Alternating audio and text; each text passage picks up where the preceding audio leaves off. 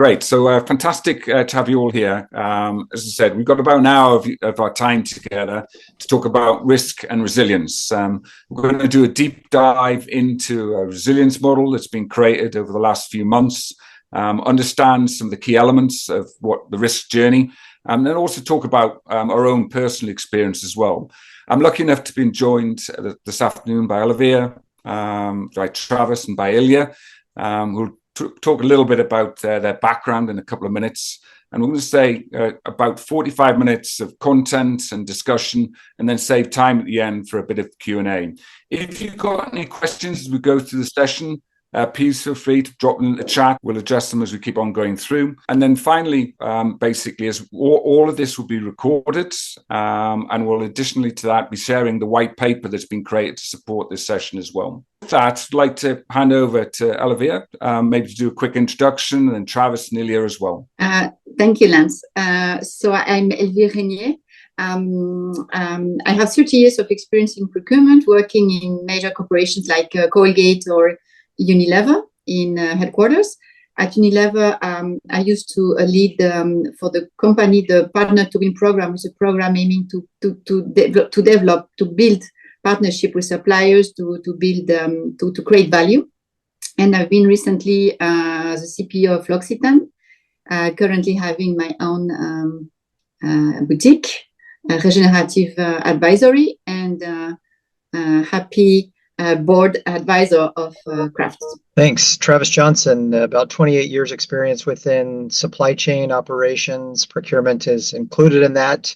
Have been in manufacturing environments, semiconductor, life sciences, renewable energy, now into the retail space. I'm in the Walmart International Division and oversee two different areas, one with all of our procurement technologies that we deploy to our sourcing professionals in all of our international markets, as well as then a team that manages the logistics category of spend. Hello, everyone. Ilya Levtov, founder and CEO of Craft, a technology company founded in 2016, building the supply chain resilience platform.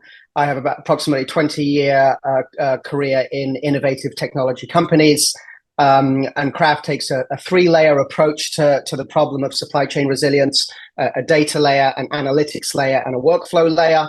Been delighted to be a partner with ProcureTech and the other panelists here and to speak with you today. Brilliant. And I'm Lance Younger. I run ProcureTech. My background is similar to the rest of the panelists here, 20 plus years in software, consulting and industry roles as well. Obviously the last 15, 20 years more in the digital space. So what we're going to cover over the next 45 minutes, first of all, we're going to spend a little bit of time talking about the risk landscape, and then very, very quickly dive into the panel session to understand a little bit about their perspectives on how dynamic the space is as well.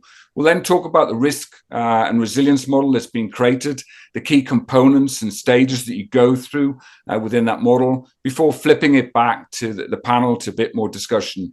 There will be a little bit of an opportunity there as well for you to kind of just say, well, where do you think you are on this journey as well? And then the final session, we'll talk about the characteristics of best practice and a bit of a manifesto for kind of what next as well, and then wrap up with a panel discussion as we're going through here as well. So first of all, the risk landscape. Basically, over the last few years, we've seen that the landscape change radically. It's been accentuated heavily by a lot of the supply chain disasters that have happened, as well as COVID as well. But what's been pivotal within this has been the innovation and digital developments that have gone about and have developed to be able to respond and help organizations be able to manage their risk and resilience profile. We've also seen a significant depth of application across several different domains. Yes, it used to be generic operational risk that organizations were looking at, but now organizations are going deeper, whether it's into things like sustainability or into financial or into cyber, across many, many different domains. And in parallel to that, organizations are investing, building dedicated teams, dedicated platforms, dedicated data and intelligence data sets, as Ilya calls out as well.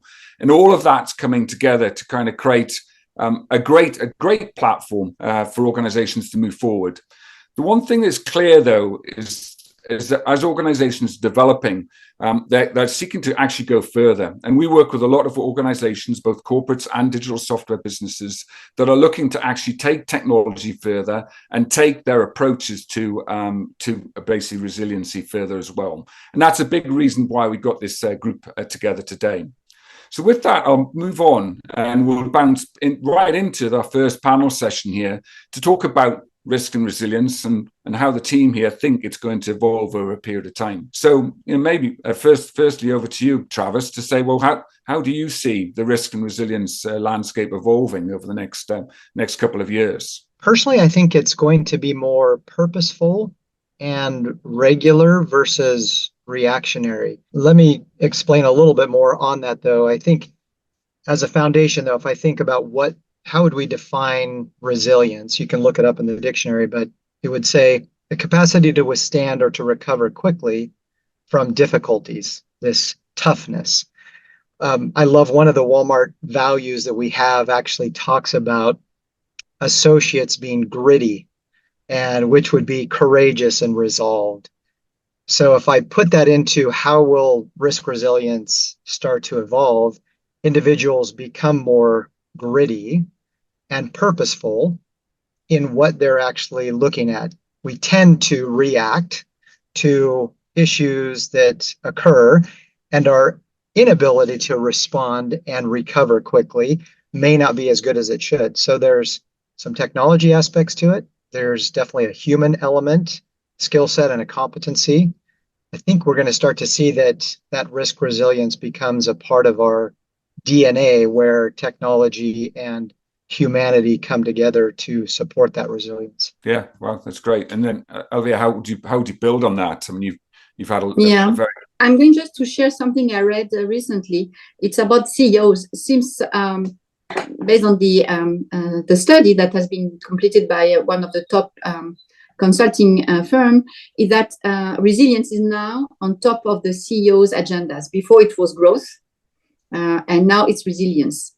And I fully understand that because I was also the CPO of L'Occitane during the COVID crisis, and we were struggling just to get the materials, just to avoid the plant to shut down.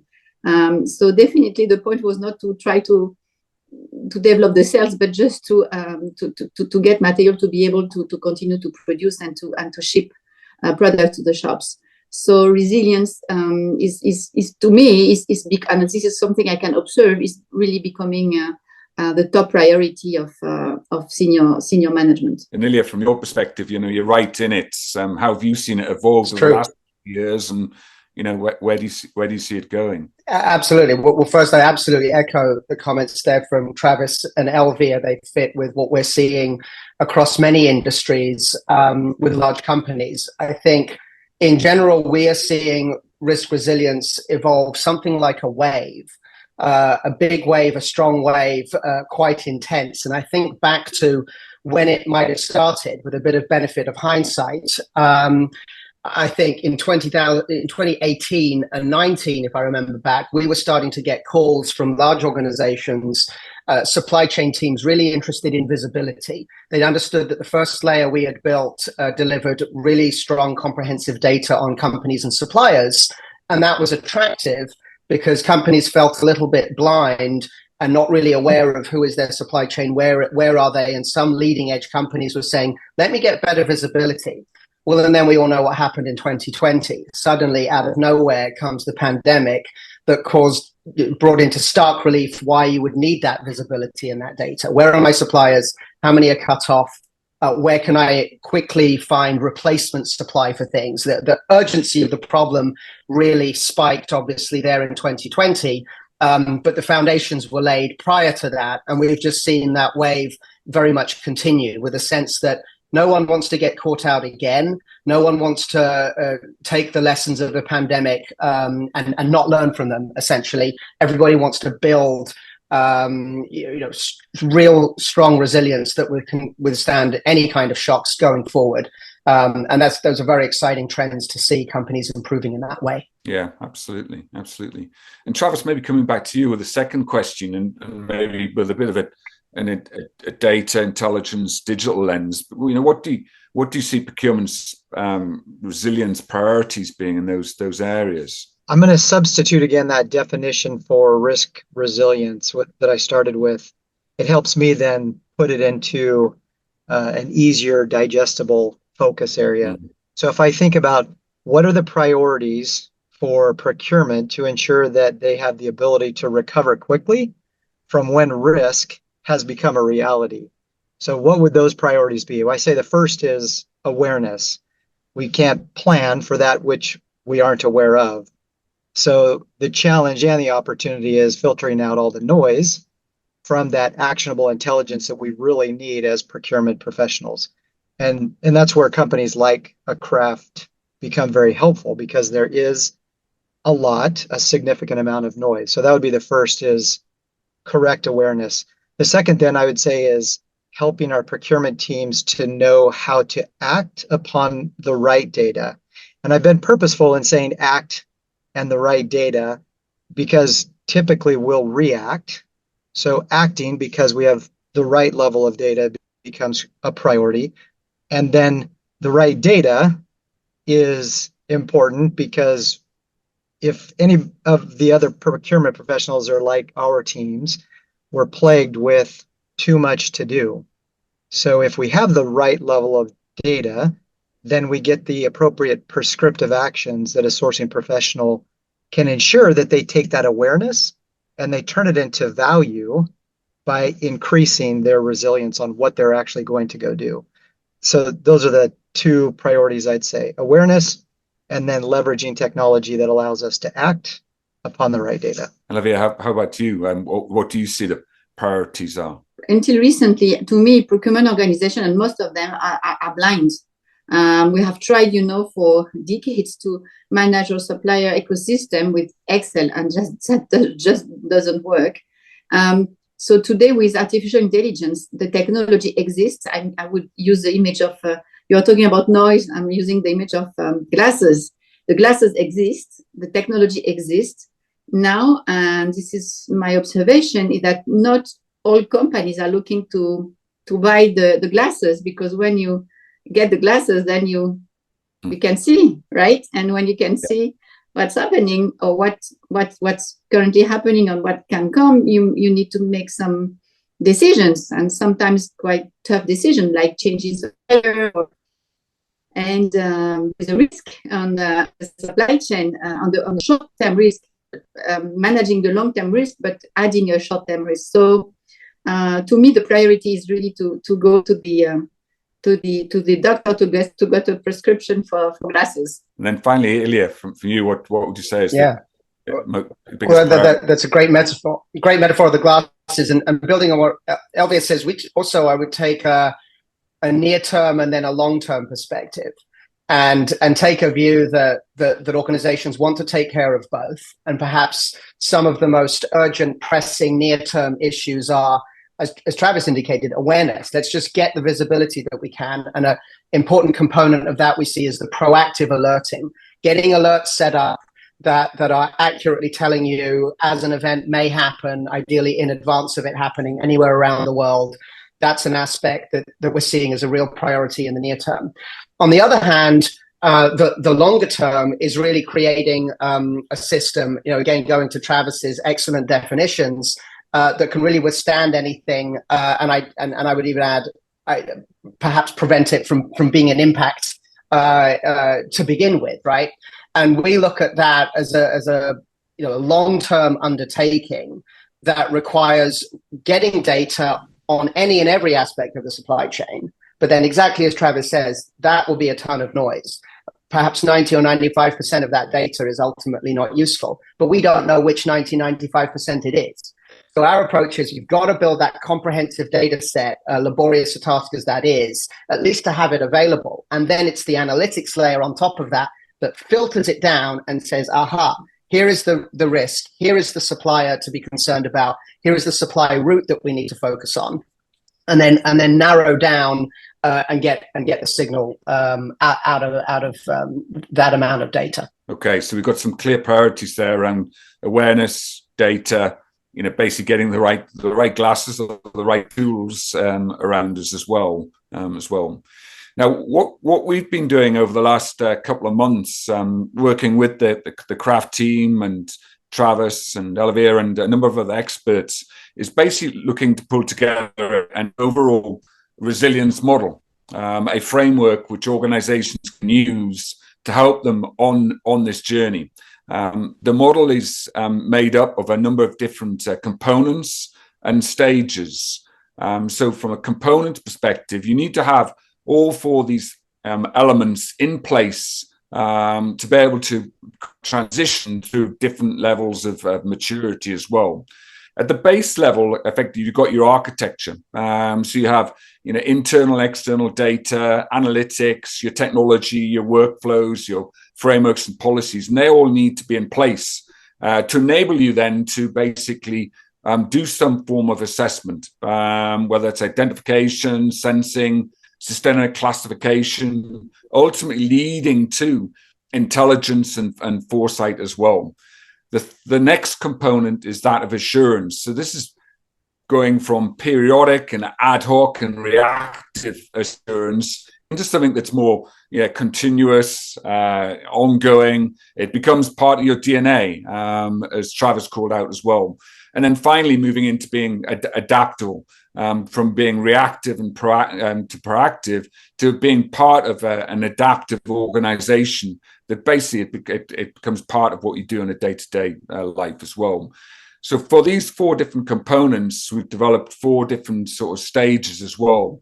So you go from awareness, being stable, to being proactive, and then ultimately being resilient as well. And we've brought that all together into a single model, which you can see in front of you here as well. So on the left-hand side, you see your components of having an architecture in place, an assessment process in place, some form of assurance, and then adaptability, that ability to create some level of action as you go through each of the individual stages. And organizations will move from left to right. Yes, you may have different elements of your architecture in place, and assessment, assurance, and adaptability. But ultimately, what you are aiming to be is to be on the far right here, where you're in a resilient organization with a dynamic architecture, that provides you with strategic foresight and insight. The culture, it's tough, it's gritty, in Walmart's instance, and basically it's resilient, and ultimately the organization is dynamic and is adaptable, and basically goes to where the biggest issues are to solve them as part of your natural DNA as well. And so this model is quite comprehensive. It allows organizations to move through different stages in their journey. Many organizations will be somewhere in the middle here as well. What we want to do now was take a little bit of time to basically find out from you, the audience on the webinar here, where you're at in your journey. So we've got two questions that we're going to ask you here as well.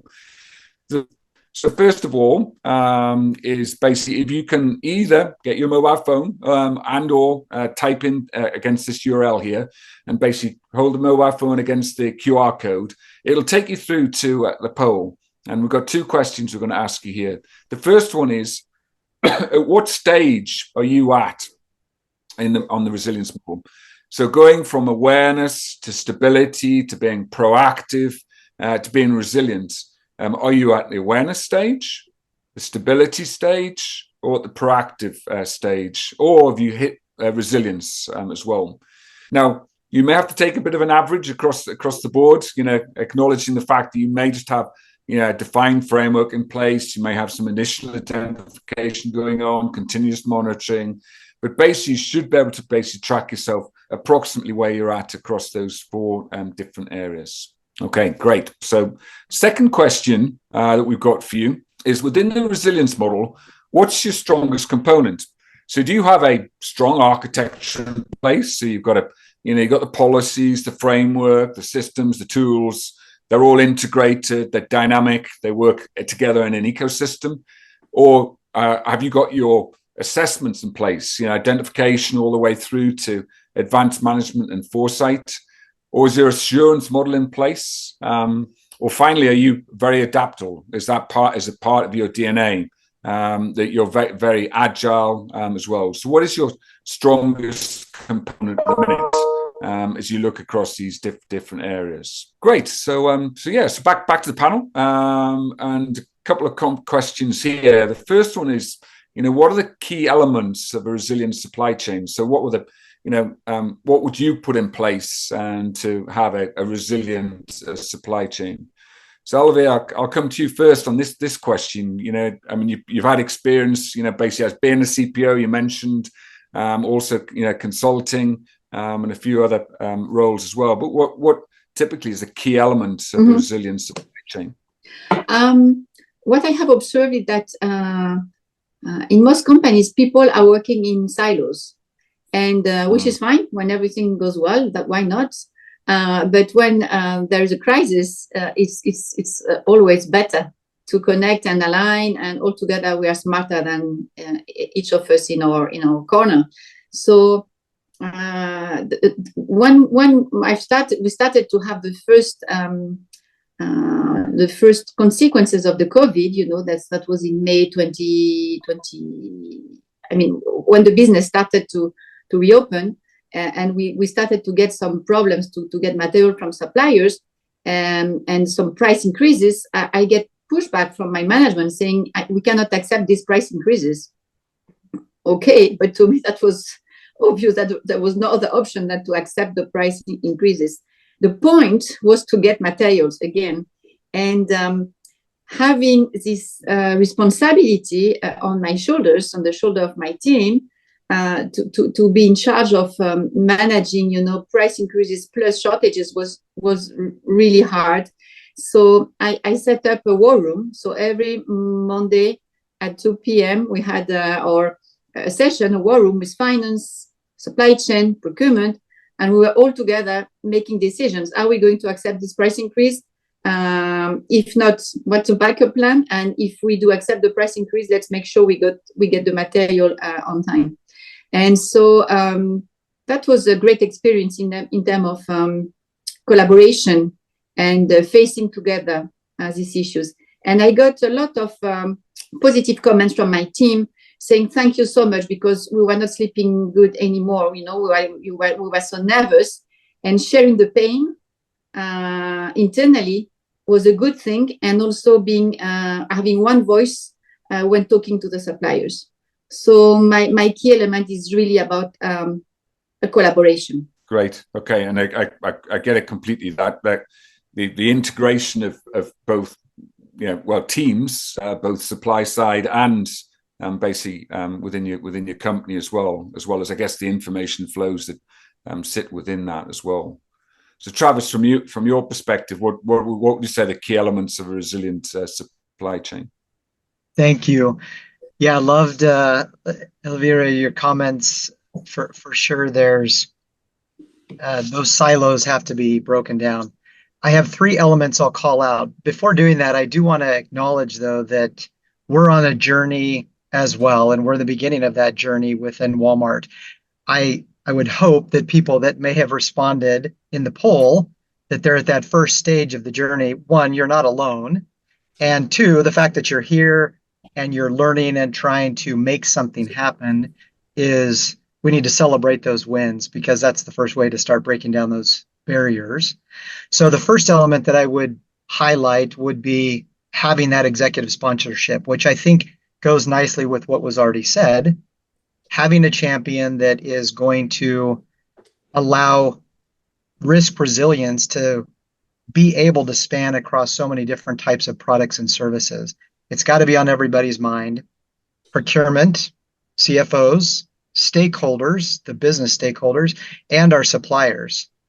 Once that is cultural, then the second element for me would be a real strong form of collaboration. I always think about that, the question you're asked if you're in the exit row on a plane. So we've all been there. I think we have to live in this exit row mentality.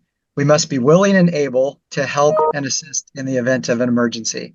And so if it's on everybody's mind and we're living in that exit row, we will collaborate because we're going to make sure that we're helping and assisting when those resilient moments need to take place. Then the third element that becomes critical, at least for us, is a focus on innovation. And I love the war room concept. Of course, we have to react at times to when a risk does turn into reality. However, getting the mind share of a lot of different individuals allows for innovation to be fueling more quickly. I do love Brene Brown's quote that she has in Daring Greatly, where she says, the secret killer of innovation is shame. Now, not saying that people live in shame, but if we fear that a comment or an idea is going to be wrong, then we're never going to share it.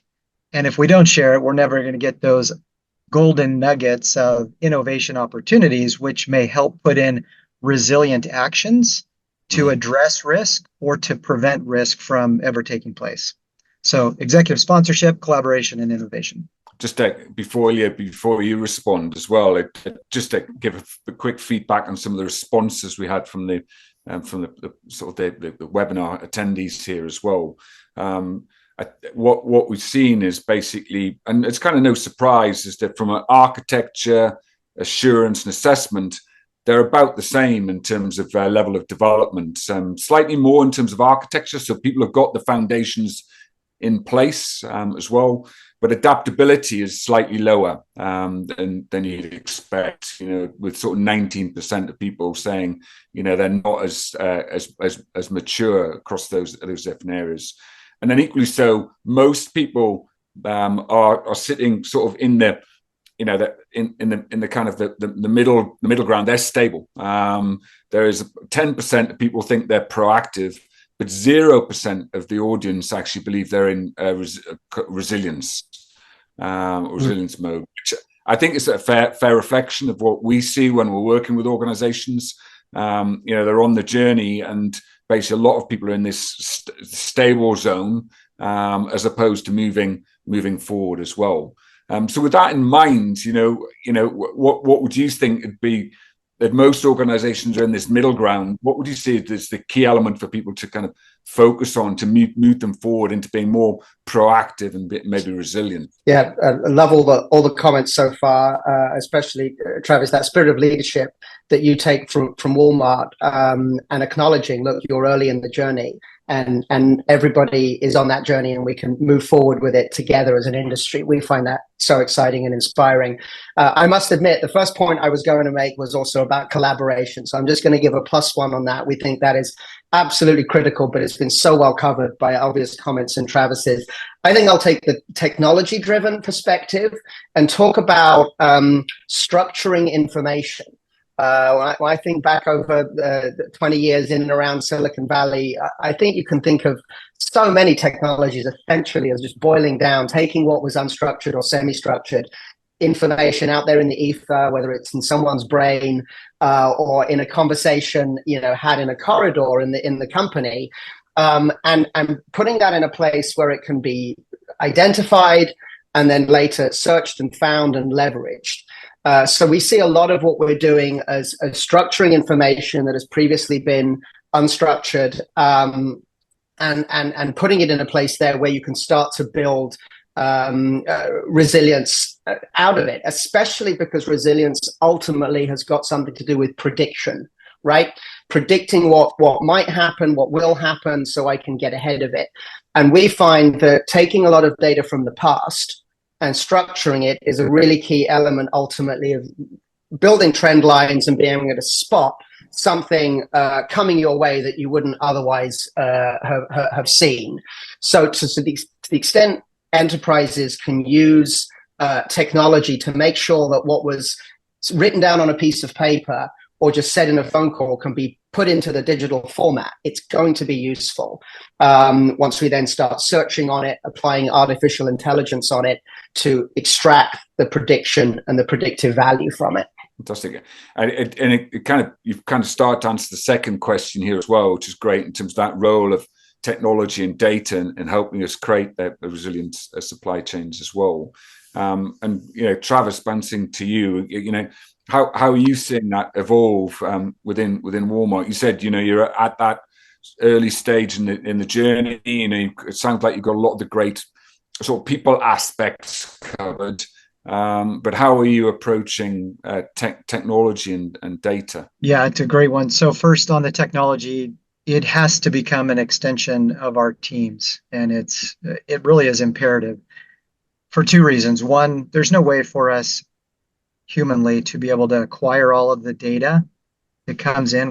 We need technology to do that. So investment in time to people as well as capital to acquire the technology is critical. And then also being able to customize the data so that it becomes actionable. I find that I've said this in several different settings, but I'm starting to see more and more, the more technology we have, the more data that gets in front of a sourcing professional, there's probably 30% that really know what to do with that data. And technology now has advanced to a state where we can almost guide them to think strategically. Here's what you should do. Here's what you should consider. And if not, this might occur.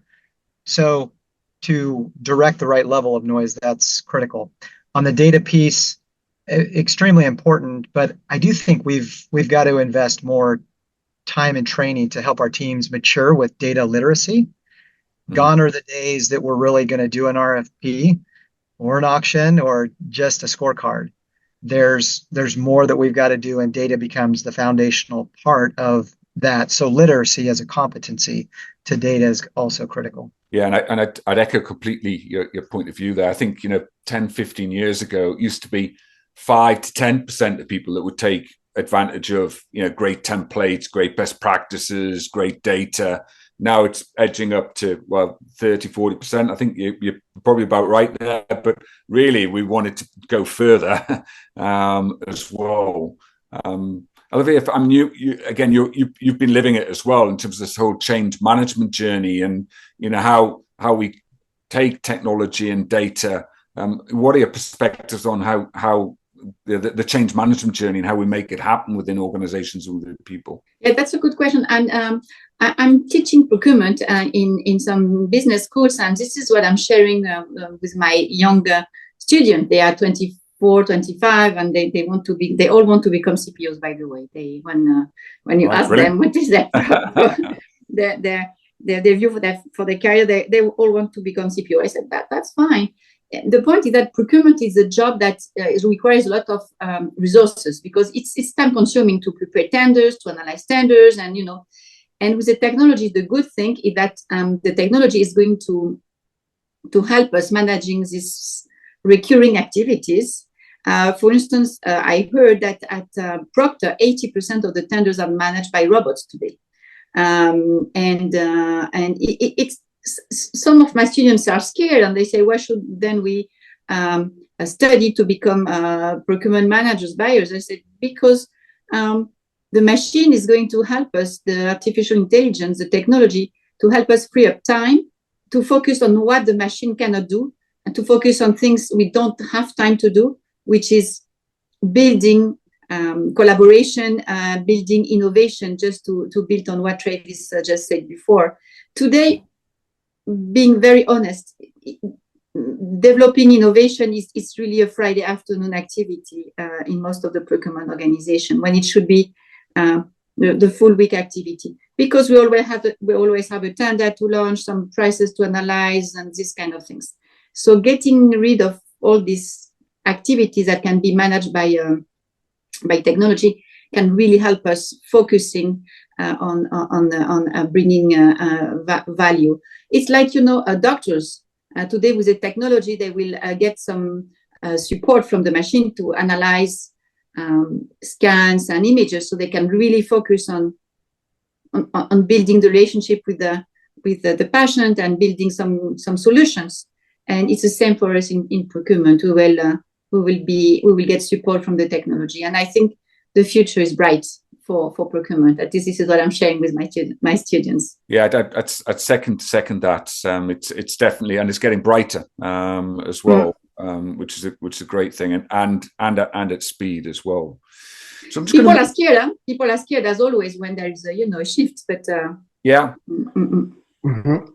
Yeah, but I think that, well, Travis called out the start, being courageous and taking those steps. It's probably the most important thing, and being comfortable in that zone, which I think, again, the analogy of 5-10% up to 30%, I think people are becoming more and more comfortable with it, so they can be more productive and, dedicate more time to innovation as well. So we're just going to move on a little bit here and talk about the application of the model and the resilience model. When pulling the model together, the key thing was it's a journey. Organizations are going to transition through the model over a period of time. And indeed, as we evolve, there's going to be new risks, and there's going to be new issues that are going to be kind of thrown at us that are going to mean that we'll have a second and third iteration of the model and how it evolves as well. The key thing is that organizations will move faster than others in specific areas. And what it means is that, the model adapts itself to different cultures and different organizational shapes as well. Example, you remember the model itself is based around 4 key components and different stages. We've just taken an example of a manufacturing company becoming more resilient, doing a little bit of a self-assessment and kind of going, well, where are we at the stage of adaptation or architecture or assessment, and then how is that going to evolve? And so you're basically able to take a look at the model, understand some of the key steps behind it, and in the detail of the white paper, which you can read, there are some key steps, key metrics, key tips on basically how you can progress through these different stages as well. So, for example, basically moving forward with advanced intelligent architecture, increasing collaboration as well, deploying a new range of risk identification techniques as well. A fundamental one on number 4 here, which is strengthening the data fabric. So as Ilya called out at the start here, moving from just a data aggregation and visualization into some intelligence as well. But that can only be enabled with a data layer or a fabric that's intelligent as well. And then investing in technology to basically enable you to move forward. It'd be fair to say, I think the technology has advanced significantly, but organizations like Kraft and Ilya and the team are looking to push that even further. Whether it's basically tracking provenance of goods and services, or risks and issues at multiple levels through the supply chain, through to basically the introduction of new ways of tracking that data as well. The key thing is here, you're on a journey, and basically you want to head towards being resilient by deploying a number of different techniques and activities as well. We've pulled that all together into a manifesto as well. So 6 key things that organizations should focus on to basically move themselves forward across the model itself. So yes, basically focusing on being an adaptive organization, number 1 here. By basically building out a culture or building on your culture. If your culture is very process orientated, then that does rely upon you basically developing a different set of skills and behaviors as well. Second point is concentrating on strategic foresight. Ilya, you dropped the word, you weren't primed, predictive quite a few times, but it is all about basically being predictive, because if you're not predictive, and you're not intelligent, then you can't actually become autonomous, because that ability to be able to see what's happening coming forward, applying a decision to it, then embedding that into your workflows is pretty fundamental. Third is building out resiliency as well.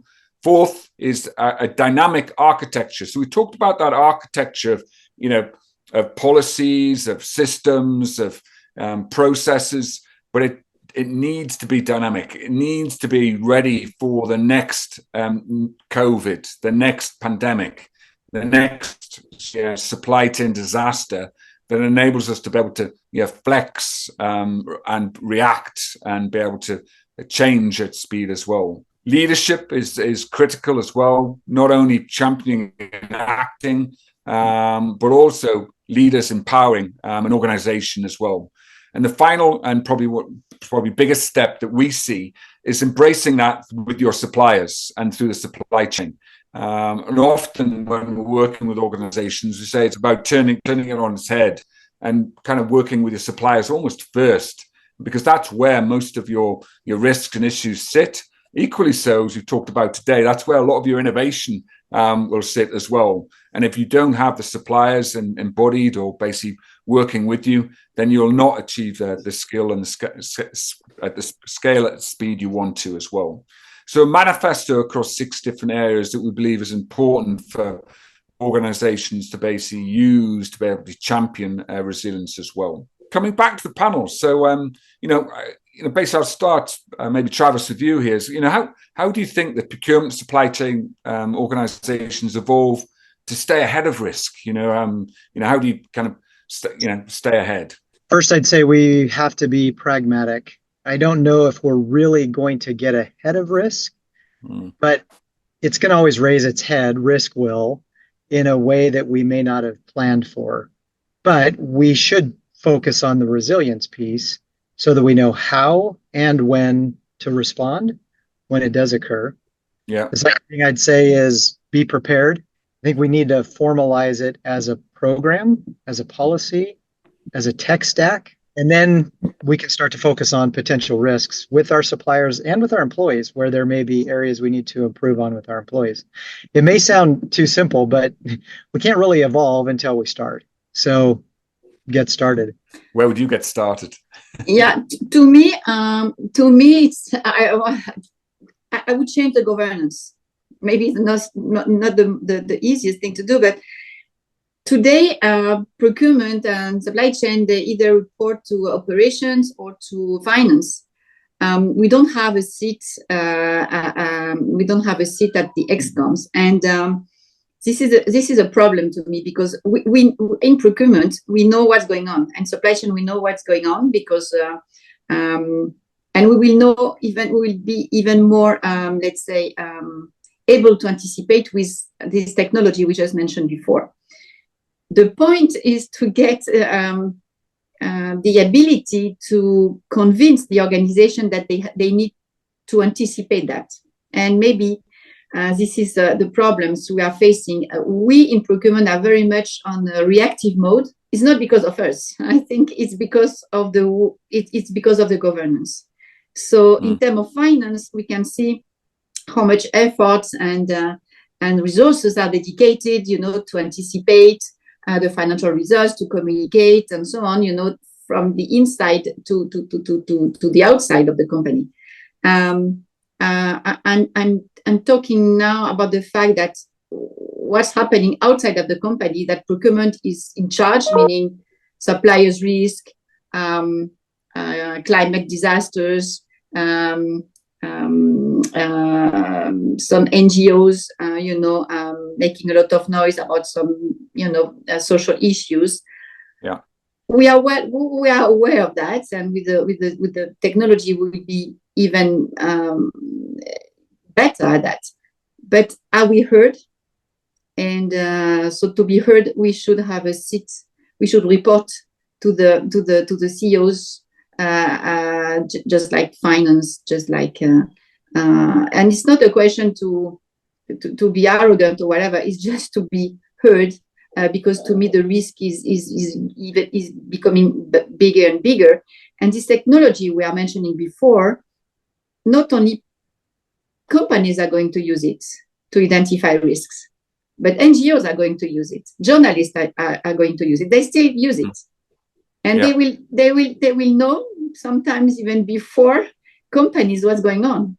And I think it would be great to have the ears of our senior management on that. Yeah, 100%. And just probing a little bit more on the governance side of things. I mean, you talked about the right reporting line, the right structure. What else do you think we could or should be considering to basically improve the governance and ultimately speed of decision making, the right investments? What sort of things do you think we could be doing or thinking about? Yeah, in terms of investment, the artificial tools, the artificial intelligence tools, they are they are, I mean, I'm not saying they're not expensive, but it's affordable. I mean, it's not such a big investment. It should not take months for companies to decide to buy this pair of glasses I was mentioning before. I think what is holding them is the fact that when you have the glasses, then you won't be blind anymore, and then you will have to make decisions, and can be hard decisions that can impact the business. So I empathize. I understand it's not easy, but I think I think Ilya mentioned that we need to anticipate before to be able to anticipate before the wave comes and destroys or foundations. And some companies have disappeared, in the past. We have experiences on that. And today, I would say we are more equipped. We are better equipped than decades ago. So we would not be able to say we were not aware. We are aware. Just we need to do it. Not saying it's easy, not at all. Yeah. But there are ways to do it. And I think collaboration. We mentioned that partnership, collaboration are nice ways to improve the situation. I recently became the ambassador of the UNESCO chair on commercial peace, and I think this is a very interesting concept of bringing peace into the business relationships. No need to do, no need to go to war. There are many reasons to go to war for the time being. That's just terrible and horrible. But in terms of business, we have all the same, objective to create value and make a world better for our descendants, for kids. So we should consider working on that. And I think our lives will be better, and we will sleep better also. That's a big ask, but I think a bold one in terms of putting peace at the center of maybe the way we think about risk. But Ilya, for you, I mean, basically, how do we stay ahead of the wave of risk? You described the wave. Right. That's it. Well, I just love, Elvire, how you articulate the value and the opportunity here. And so my contribution here is to say, be energized and be excited about the journey. We've come to see what absolute heroes procurement professionals are within the organization in reality. And yet, as Elvire points out, sometimes unsung and not fully recognized. And that's okay. But I would say to everyone, be very excited about the fact that the possibilities, the tools, and all the trend lines are clearly pointing in the direction of organizations being able to build solutions and become more resilient. And we absolutely agree in that, have that positive impact throughout the entire world. There's a kind of ripple effect from a person to a team, to a company, to a supply chain, supply network, out essentially to the entire world. I mean, we as an entrepreneurial company passionately believe, getting up every day, that what we are helping improve in partnership with procurement and supply chain teams is helping the world. I think everybody in this community should feel that way and take that spirit of optimism on what is no doubt a hard journey, as we then put in place all of these other elements that Lance, you articulate so well in the model here. Now, guys, in the last few minutes we've got here as well, final words about, and we've touched upon a little bit about what we'd prioritize first on the resilience going there. So a few final words from each of you, and then we'll turn it over to any final Q&A from the audience here as well. Any final quick words on priorities? Governance. Okay, good stuff. Travis. Yeah, very simple. 4 steps: executive sponsorship. Second, defining your requirements for some type of a risk management program. Third, seek technology to help those requirements. And then last would be start with something manageable so you can celebrate those quick wins. And then finally, for you, Ilya. I'm going to say experiment. We've heard here how everyone is on the journey, and many of us early on the journey. So just do something, then generate some information from which you can iterate, and don't be afraid. Sort of jump in on this journey. Love the 4 elements that Travis outlines, and just be cranking and pushing forward, make progress every day. Perfect. It's a great summary, guys. I mean, just to wrap this all up, we've been talking here heavily about resiliency and risk, and it's all off the back of the white paper that's been created and the model that's been created as well. Everybody who's attended this call and those who've registered will receive a copy, which is fantastic. But it's also free to download as well at the Craft website as well. I've had an absolute fantastic time here hearing about some of these insights as well. Very succinct and very specific. Everything from, as you say, from governance to leadership, all the way through to just getting started with experiments as well. I firmly believe as well that we're at that stage now where what we're doing within procurement, and in particular within risk and resilience, can be very transformative. And we know that's been the case over the last couple of years, whether it's through some of the collaborative activities that we saw happen during COVID that have continued through, where partnerships where you hadn't expected to be formed have formed to enable us to kind of fix the supply chain and build a better future as well. And that's I know you dropped it a little bit, Elvire, about peace, but there's something to be said about holding that as a kind of a bit of a true north around peace through the supply chain or resilience as well. So so it's great to bring that into the conversation. So once again, thanks everybody for dialing in this afternoon, and thanks as well very much to the panel. It's been fantastic having the conversation with you this afternoon, and we look forward to speaking to you all again soon.